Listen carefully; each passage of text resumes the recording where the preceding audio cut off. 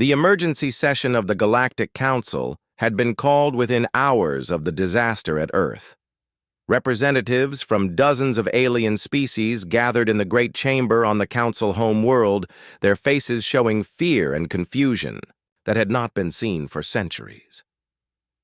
High Counselor Zethron of the Zenthari stood at the center podium, his blue skin pale with shock. In his 300 years of service to the Council, he had never received reports like the ones flooding in from the human solar system. "Fellow Council members," Zethron began, his voice shaking slightly, "we have suffered the greatest military defeat in our recorded history. Admiral Kethvar's enforcement fleet has been completely destroyed by human forces." Angry voices erupted throughout the chamber. Counselor Vorthak of the Kethrans slammed his massive fist on his desk. "This is impossible. Our intelligence clearly showed that humans possessed only primitive fusion technology. How could they destroy 300 of our most advanced warships?" "That is exactly what we need to determine," Zethron replied. "The surviving ships that managed to escape have provided reports that seem to defy the laws of physics themselves." A holographic display appeared in the center of the chamber, showing grainy sensor recordings from the few alien ships that had fled the battle. The images were unclear, but they showed human vessels that seemed to appear and disappear at will, moving through space in ways that should have been impossible. Counselor Thisara of the Vorthans spoke next, her voice filled with disbelief. "The survivors report that human weapons simply erased our ships from existence. No explosions, no debris, no energy signatures. Our vessels were there one moment and gone the next. Furthermore," added Counselor Brektar of the Hegemony, "our ships were unable to target the human vessels effectively. Their weapons passed harmlessly through the enemy ships as if they were firing at empty space." The chamber fell into worried silence as the council members tried to understand what they were facing. For thousands of years, they had been the dominant power in the galaxy. No species had ever challenged their authority successfully. Zethran activated another display showing intelligence reports from the past decade.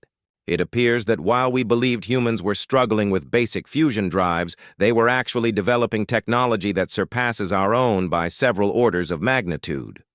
The reports showed human construction activities throughout their solar system, but all of it had appeared to be normal infrastructure development. Hidden facilities under the ice of moons, mining operations in asteroid fields, research stations that looked like simple scientific outposts. They deceived us. "Completely," Vorthak growled. "While we were watching their obvious military shipyards, they were building their real fleet in secret locations our sensors could not penetrate." Counselor Thesaara studied the tactical analysis of the battle. "According to these reports, 8 human ships destroyed our entire enforcement fleet in less than 30 minutes. 8 ships against 300. The mathematics are staggering.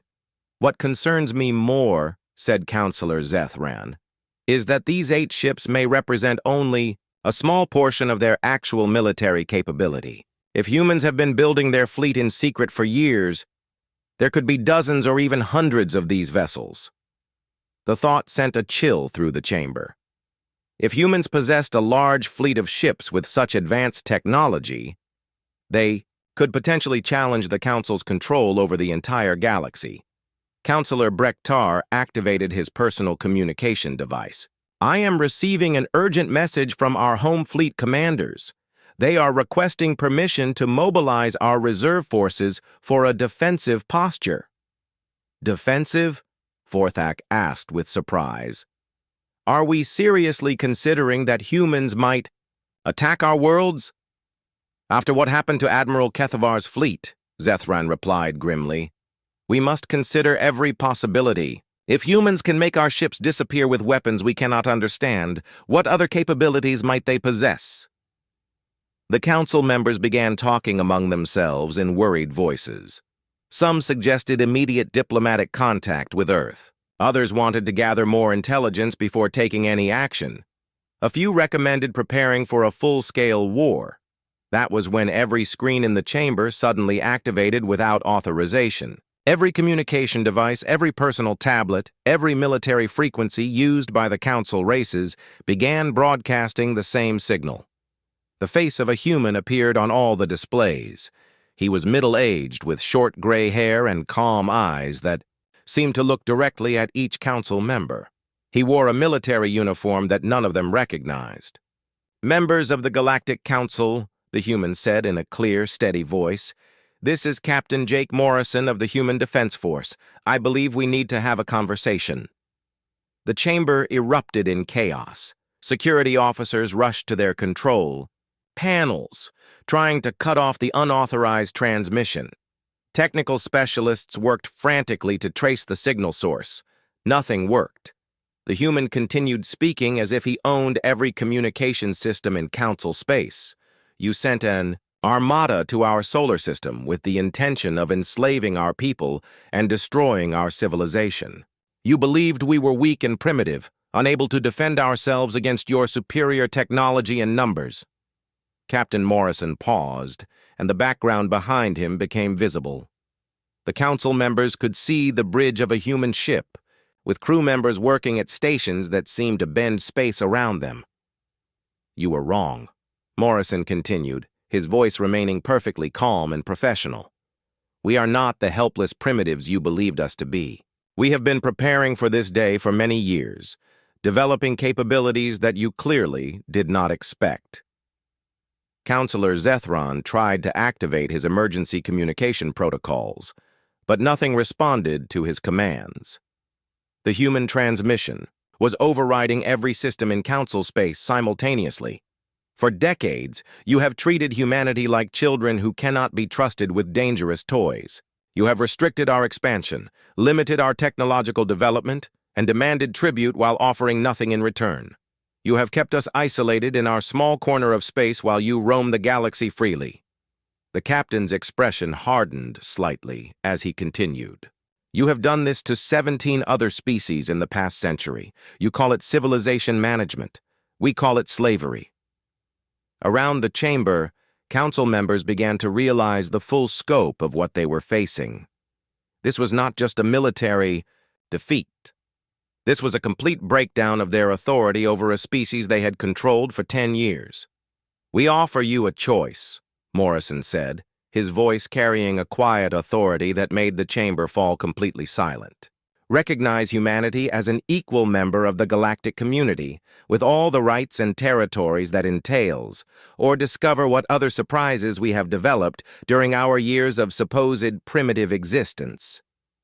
The transmission ended, leaving the council chamber in absolute terrified silence.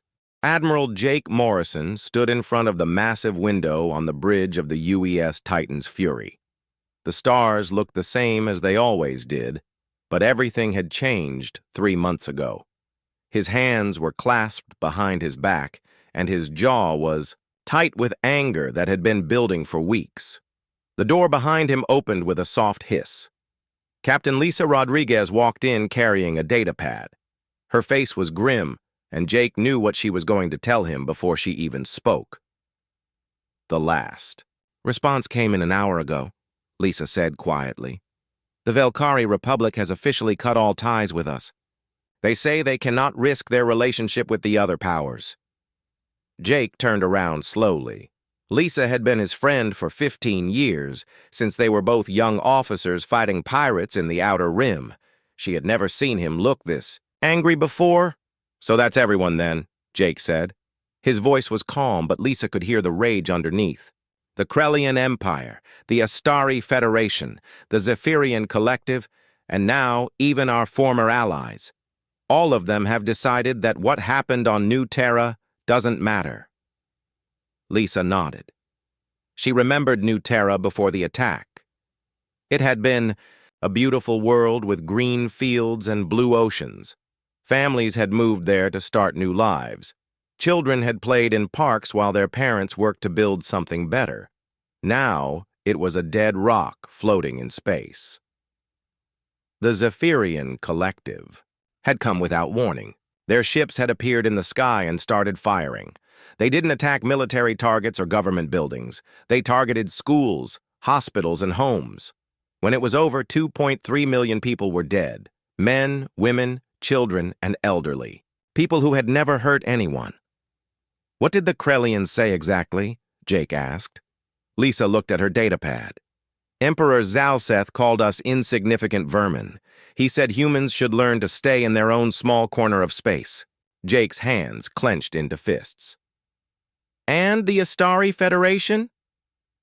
They suggested we learn our place in the cosmic order. They said stronger species have always ruled over weaker ones. The bridge was quiet except for the soft hum of the ship's engines. Other officers worked at their stations, but they all kept glancing at Jake. Everyone knew this conversation was happening. Everyone knew what it meant. Jake walked over to the communication console. Open a channel to Earth. I need to speak with President Carter. The screen flickered to life, and President Andrew Carter's face appeared. He was sitting in his office, in the White House, and he looked like he hadn't slept in days. Behind him, Jake could see other officials moving around urgently. Admiral Morrison, Carter said. I'm guessing you've heard from the Velkari. Yes, sir. That makes it official. No one in the galaxy is willing to stand up for what happened to our people. Carter nodded slowly. I've been in meetings with Congress all day. The Joint Chiefs are here with me now. We've made our decision. Jake waited. He knew what was coming, but he needed to hear it said out loud. We're done asking nicely, Carter continued. We're done begging for justice from aliens who think we're nothing more than animals. If they want to see what humans are really capable of, we'll show them. General Patricia Stone stepped into view behind Carter. She was the head of military production, and Jake had worked with her before. How long do you need to mobilize every shipyard we have? She asked. Give me the authorization, and I can have construction starting within 24 hours, Jake replied. Carter leaned forward. You have full authorization for Operation Reckoning. Every resource, every facility, every person we need. I want the largest war fleet in galactic history. Lisa stepped closer to Jake. She had heard rumors about Operation Reckoning, but she didn't know the details. How many ships are we talking about, sir? She asked. Carter and Jake looked at each other for a long moment. Then Carter spoke. 900,000 warships. The bridge went completely silent. Even the officers who were pretending not to listen stopped what they were doing. Lisa felt her mouth fall open. Sir, did you say 900,000? That's correct, Jake said. Carriers, battleships, cruisers, destroyers, frigates, and support vessels. We're going to build a fleet so large that every alien in the galaxy will see it coming from 1,000 light years away. Carter stood up in his office on Earth. The aliens want to know humanity's place in the cosmic order. They're about to find out. We're not going to ask for justice anymore. We're going to take it. Jake turned to look out at the stars again. What about civilian populations, sir? We're not monsters like the Zephyrians, Carter replied. We'll target military, installations, and government facilities. But make no mistake, Admiral, when we're done, every alien government in this galaxy will understand exactly what happens when you murder human children and then ignore our calls for justice. The communication ended, and the bridge was quiet again. Lisa looked around at the other officers. They all had the same expression of shock and determination. Ma'am, said Lieutenant Commander Ryan Cooper from the communications station. I'm receiving messages from shipyards all across human space. They're asking for construction orders. Jake walked over to his command chair and sat down. Send them the blueprints for Operation Reckoning. Tell them to start immediately. I want shifts working around the clock. Yes, sir, Ryan replied. Lisa sat down next to Jake. 900,000 ships. That's more than the combined fleets of the next 20 alien powers. I know, Jake said quietly. The aliens are going to panic when they find out. Good. They should have thought about that before they decided human lives don't matter. Over the next few hours, reports started coming in from across human space. Shipyards that had been building civilian transports were now switching to military vessels. Mining operations were increasing production to provide raw materials. Factories that made consumer goods were retooling to build weapons and armor. Dr. Susan Blake called in from the research station at Alpha Centauri.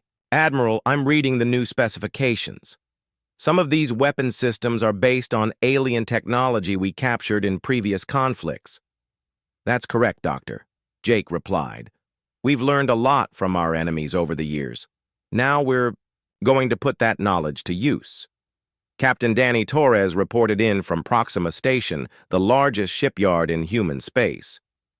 "Sir, my engineers estimate we can have the first 100 ships completed within 6 weeks. After that, production will accelerate as more facilities come online." Jake smiled for the first time in months. It wasn't a happy smile. "Excellent, Captain. The galaxy is about to learn what happens when you push humanity too far." As night fell, on Earth, President Carter addressed the human population across all worlds and stations. His message was simple and direct. "My fellow humans, we asked for justice for New Terra. We asked the galaxy to acknowledge the crime committed against our people. They gave us silence. Now, we will give them something they'll never forget. The largest military fleet in Galactic. History is under construction. When it launches, the entire galaxy will understand that human lives matter and that justice will be served." The construction had begun. The silence in the Galactic Council chamber stretched on for long minutes after Captain Morrison's transmission ended. High Counselor Zethron stood frozen at his podium, his hands trembling as he tried to process what had just happened. Never, in the 3,000-year history of the Council, had any species successfully overridden their communication systems. Never had anyone spoken to them with such calm authority while making demands. Never had they faced a situation where they were clearly the weaker party in negotiations.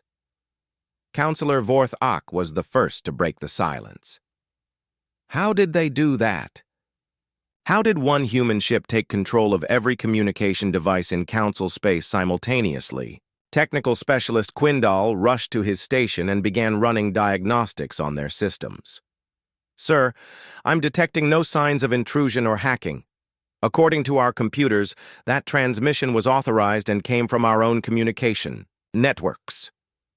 "That's impossible," Counselor Thesara said with disbelief. "Our security protocols have layers of protection that would take years to breach." Quindal looked up from his screen with fear in his eyes. "Unless they didn't breach our security at all. Unless they somehow convinced our systems that the human transmission was supposed to be there." The implications of that statement hit the Council members like a physical blow.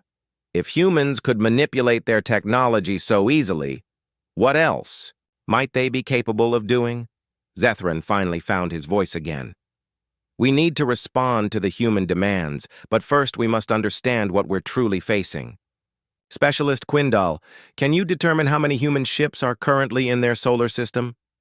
The technician worked at his station for several minutes before shaking his head.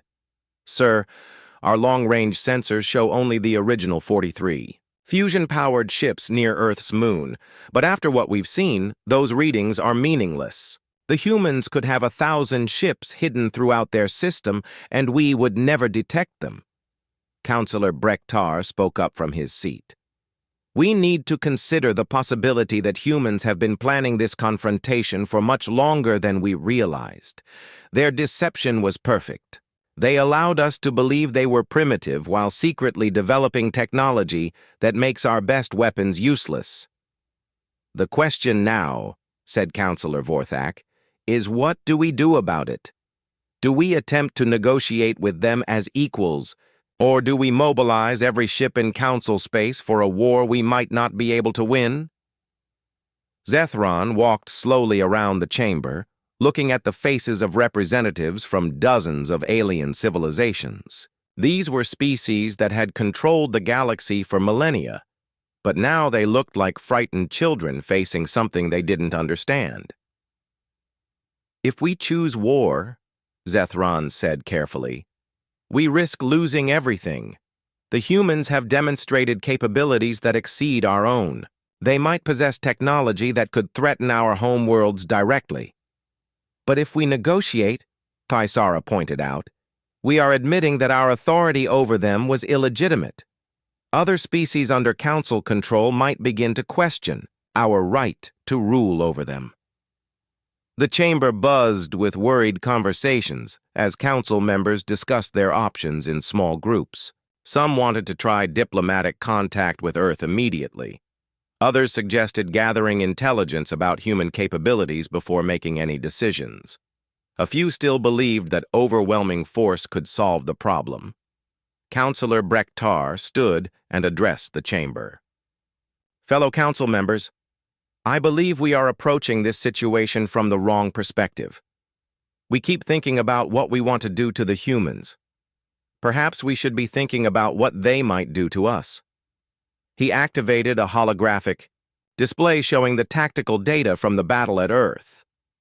8 human ships destroyed 300 of our best warships in 30 minutes. They did this while remaining completely undetectable to our sensors. Their weapons operate on principles we don't understand. The display showed the human ships appearing and disappearing at will, striking with perfect accuracy while remaining impossible to target. It was unlike any battle in recorded galactic history. Now imagine, Brektar continued, that instead of defending their home system, these ships decided to attack our worlds. How would we defend against enemies we cannot see or target? The implications were terrifying. Human ships could potentially appear in orbit around any council world without warning. They could destroy orbital stations, military bases, even entire fleets before anyone knew they were there. Zethron felt the weight of leadership pressing down on him like a physical force. In his hands lay the decision that would determine the future of galactic civilization. Fight and risk total destruction, or negotiate and admit that the Council's age of dominance was ending. I am going to make a decision that many of you will disagree with, Zethran announced to the chamber. I am going to contact the humans and ask what terms they would accept for peace. Angry voices erupted throughout the chamber. Several council members stood and began shouting objections. Vorthek's voice boomed over the others. You cannot seriously be considering surrendering to a species we've controlled for 10 years. I am not surrendering, Zethran replied firmly. I am recognizing reality. The humans have demonstrated that they are not the primitive species we believed them to be. They have technology that surpasses our own, and the military capability to enforce their demands. He walked to his communication station and began entering commands. Furthermore, they have shown remarkable restraint. They could have destroyed our surviving ships completely, but they allowed some to escape. They could have attacked our home worlds, but they have remained in their own system. This suggests they are willing to negotiate rather than simply conquer.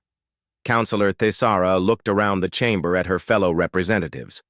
If we agree to negotiate with humans as equals, what happens to our authority over the other species under council control? We adapt, Zethran said simply. We change from being rulers to being partners. It may be a difficult transition, but it's better than extinction. The High Counselor activated the communication system and began composing a message to Earth. For the first time in council history, they would be asking another species for terms rather than dictating them. This is High Counselor Zethron of the Galactic Council, he began recording. We have received your message and would like to discuss the terms of a peaceful resolution to our current situation. We are prepared to recognize humanity as an equal member of the galactic community. As he continued composing the message, Zethran knew he was witnessing the end of one age and the beginning of another. The Council's 3,000 years of absolute authority were over. The age of human expansion was about to begin. In the depths of space around Earth, 8 dark matter warships continued their patrol routes. Their very existence a reminder that the galaxy had changed forever. Humanity had taken its place among the stars, not as subjects, but as equals who would bow to no one. The galaxy was in chaos. News of the human fleet spread faster than the ships themselves. On every alien world, the same impossible numbers were being repeated. 900,000 warships, more military power than anyone had thought possible. Admiral Jake Morrison stood on the bridge of the Titan's Fury, watching tactical reports from across the galaxy. In just 3 days, his fleet had destroyed over 200 alien military installations. Not a single human ship had been lost. "Sir," said Lieutenant Commander Ryan Cooper, "we're receiving surrender requests from 17 different alien governments." Jake looked at the list of names on his screen. Most of them were small civilizations that had voted against helping humanity after New Terra. Now they were begging for mercy. "Ignore them," Jake said. "We're not here to accept surrenders. We're here to deliver justice." The human strategy was working perfectly. Every attack followed the same pattern: overwhelming force, complete destruction of military targets, and protection of civilian populations. The aliens were learning that humanity fought with both power and honor. Captain Kevin Miller was leading the siege of Krellian Naval Base Omega-3. It was the largest military installation in the Krellian Empire. Defended by 3,000 warships, Kevin brought 50,000 human vessels to the fight. "This is Captain Miller of the United Earth Fleet," he broadcast to the Krellian defenders. "You are protecting a military target that aided in covering up the genocide at New Terra. Surrender now, and your crews will be allowed to evacuate." Admiral Kexathera, the Krellian base commander, looked at his tactical display in horror. 50,000 enemy ships surrounded his base. His 3,000 defenders looked like toys next to the human fleet. "Human commander," Kexathera transmitted. "Back. We had nothing to do with New Terra. The Zephyrians committed that crime, not us." Kevin's voice was cold when he replied. "Your emperor called us insignificant vermin. Your government refused to condemn the massacre of our children. You are all responsible. The battle was not really a battle. It was a demonstration. The human ships moved in perfect formation, their weapons cutting through Krellian defenses like they were made of paper. Dr. Susan Blake's research had been correct. The Krellian shields collapsed when hit with the right frequency. In less than 6 hours, the most powerful Krellian military base was destroyed. 50,000 human ships had defeated 3,000 alien defenders without losing a single vessel. Meanwhile, Commander Sandra Lopez was broadcasting psychological warfare, messages across the galaxy. Her job was to make sure every alien civilization understood exactly what they were facing. "Attention all alien governments," Sandra's voice went out on every communication frequency. "The United Earth Fleet currently has 900,000 active warships. This is more military power than the combined fleets of the next 20 galactic civilizations. Resistance is not just futile, it is mathematically impossible." The numbers were terrifying because they were true. Human intelligence had been counting alien military strength for years. The largest alien navy belonged to the Astari Federation, with about 60,000 ships. Most civilizations had fewer than 10,000. On the Krellian homeworld, Emperor Zalseth was hiding in his palace bunker. His military advisors had told him the truth. The Krellian Empire could not stop the big human fleet. No one could. "How did this happen?" Zalseth demanded. "Where did they get so many ships?" General Morthek, his chief military advisor, shook his head. "We don't know, Your Majesty. Human space went silent for 2 years. They must have been building ships the entire time." 2 years to build 900,000 warships? That's impossible. "Apparently not, Your Majesty. Our intelligence reports say every human shipyard was working around the clock. They turned their entire civilization into a war machine." Zalseth felt sick. He remembered laughing when his advisors told him about the human request for justice after New Terra. Humans had seemed so weak, so pathetic. Now their fleet was destroying everything in its path. The Astari Federation was having similar problems. Their Council of Ministers was meeting in emergency session, trying to decide what to do. Minister Velquan stood up to address the council. "The human fleet has destroyed 18 of our military bases in 2 days.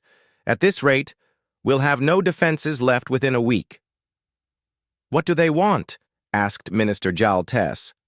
"Justice for New Terra.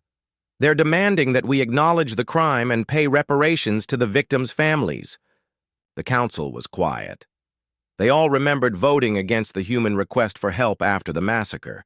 It had seemed like such an easy decision at the time. "How many ships do they have near our territory?" Jaltes asked. "Current estimates put it at 200,000, with more arriving every hour. 200,000 ships. The entire Astari military had 60,000 vessels, and most of them were scattered across dozens of star systems. We need to evacuate our capital," Velquan said quietly. President Andrew Carter was addressing the galaxy from Earth. His message was being broadcast on every communication network, and alien governments were forced to listen. "The massacre at New Terra killed 2.3 million innocent people," Carter said. "We asked for justice. We asked for acknowledgement of this crime. You gave us silence. You told us to learn our place. Well, this is our place. This is what humanity looks like when you push us too far." Behind Carter, images showed the human fleet in action.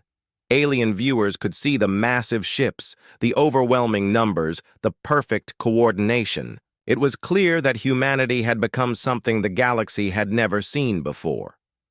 "We are not conquerors," Carter continued.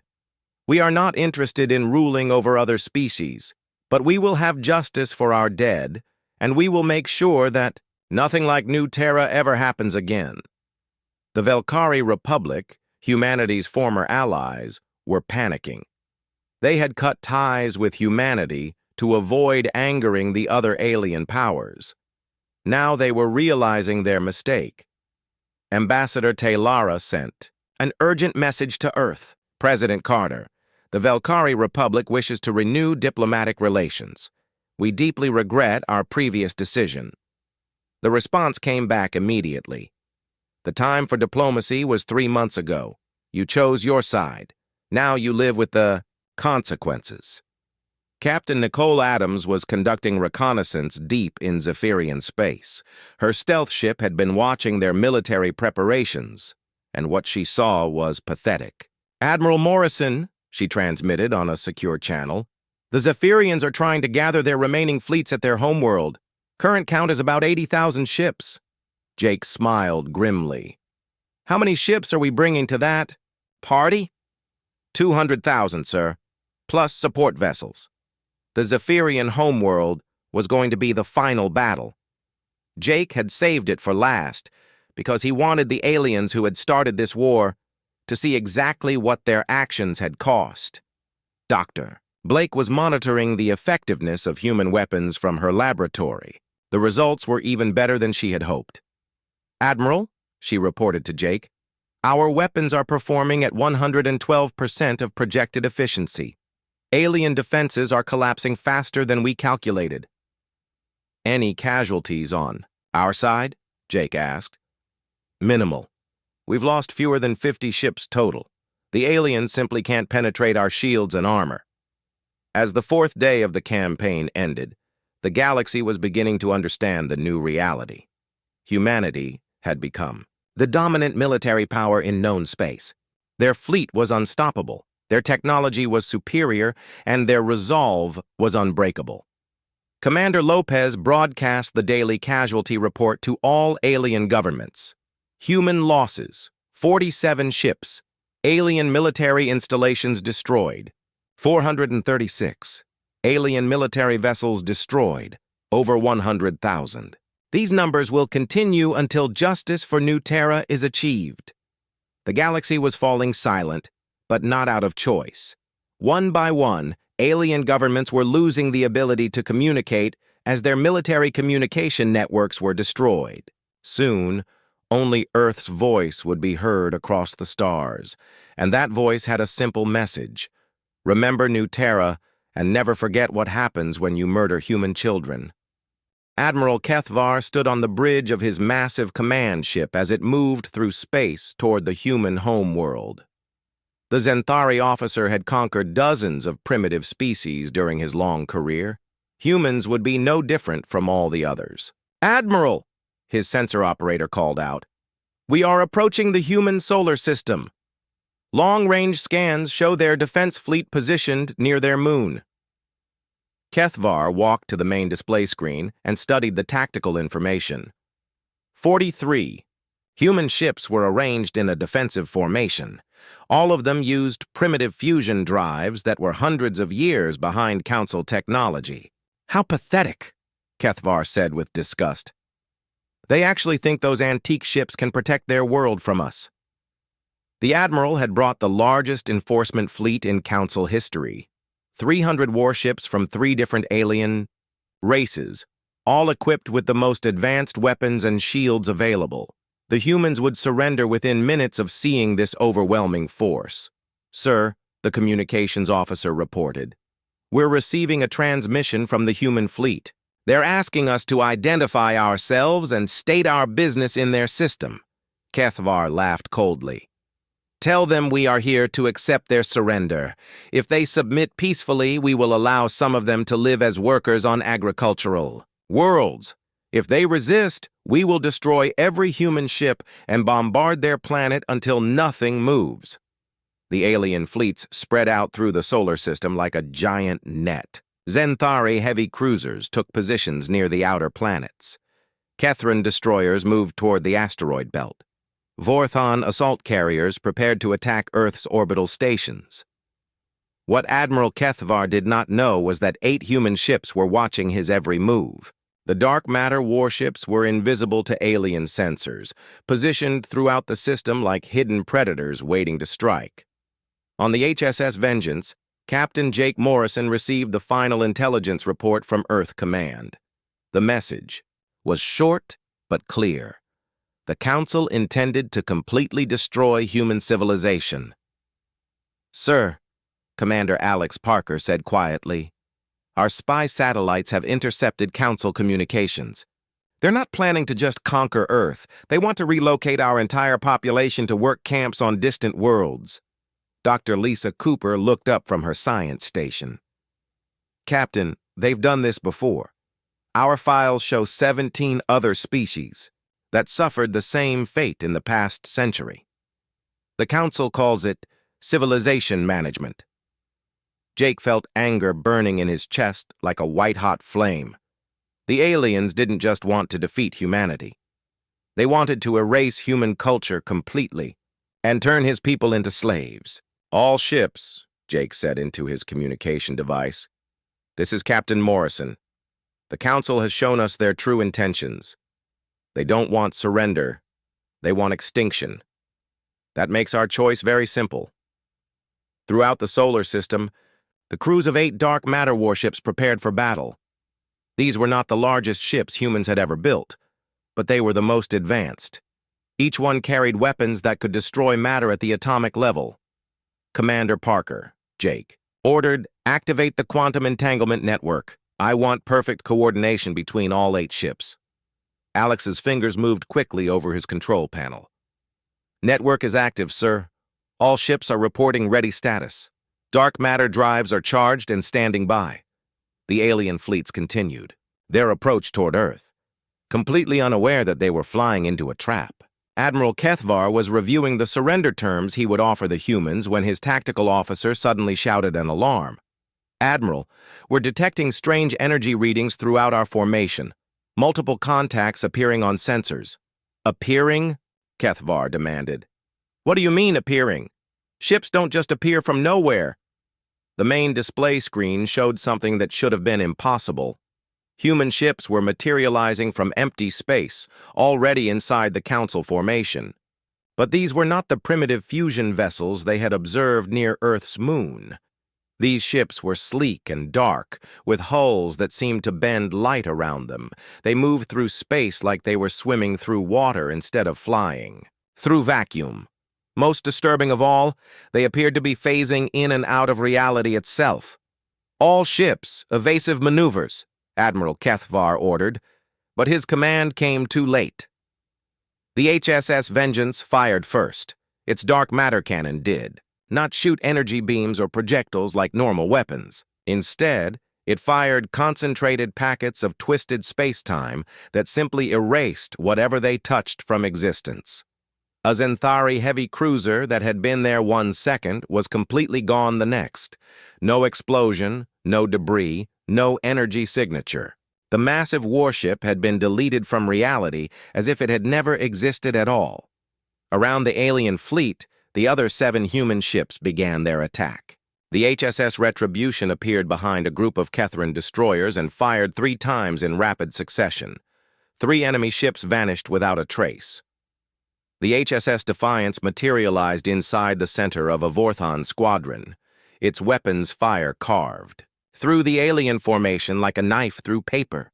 Ship after ship simply stopped existing as the dark matter cannons found their targets. Admiral Kethvar watched in horror as his mighty fleet was torn apart by weapons he could not understand.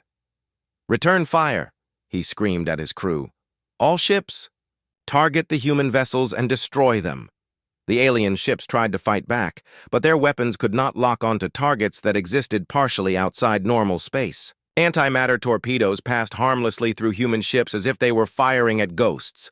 "Sir," his sensor operator said with panic in his voice, "our targeting systems can't get a solid lock. The human ships keep phasing in and out of our sensor range."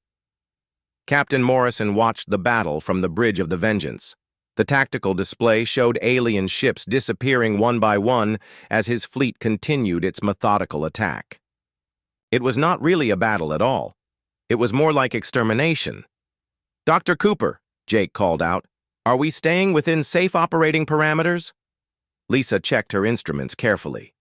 "All systems are running perfectly, Captain. The dark matter. Field generators are stable. We can maintain this level of combat indefinitely." The quantum entanglement network allowed the 8 human ships to fight as one unified force. They moved through the alien formation like a pack of wolves, appearing and disappearing at will, striking without warning and vanishing before the enemy could respond. In less than 30 minutes, the largest military force in Galactic Council history had been reduced to scattered debris and a handful of fleeing survivors. 300 alien warships had been destroyed by just 8 human vessels. Admiral Kethvar stared at his tactical display in shock and disbelief. His mighty fleet was gone.